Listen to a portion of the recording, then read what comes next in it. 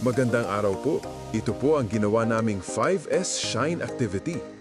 Una po naming nilinisan ang glass window ng store para maging malinaw at presentable sa paningin ng mga customer. After that, naglinis din po kami sa sublimation area.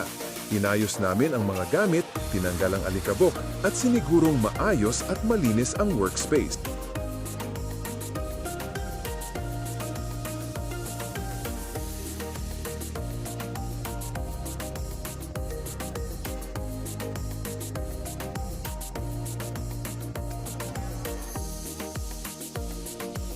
Sa active sports area naman, inayos namin ang mga display at sinigurong maayos ang pagkakahanay ng mga items.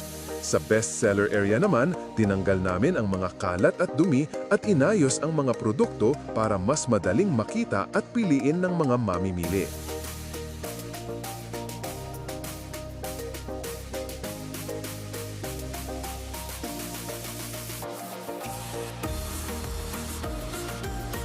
Sa gift ideas area naman, inayos namin ang mga items ayon sa kanilang category at sinigurong malinis at maayos ang bawat istante.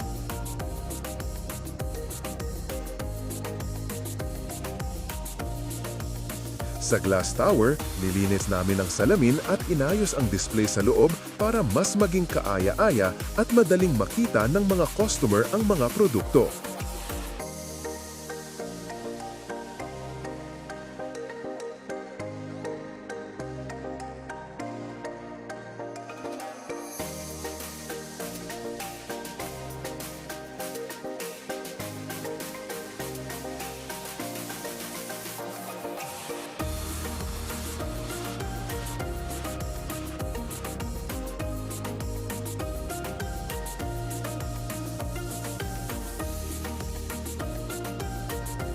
Kasunod nito, nilinis din namin ang embroidery machine area.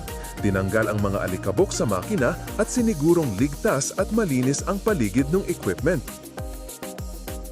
Sa Epson printer, tinanggal namin ang alikabok sa ibabaw at paligid at sinigurong maayos ang mga table at supplies.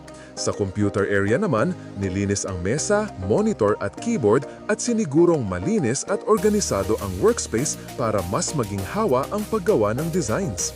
Pagkatapos po nito, nilinis din namin ang heat press machine. Tinanggal ang mga alikabok at dumi sa paligid. Lastly, nilinis at winalis po namin ang buong store para mapanatiling maayos, malinis at comfortable ang working environment namin.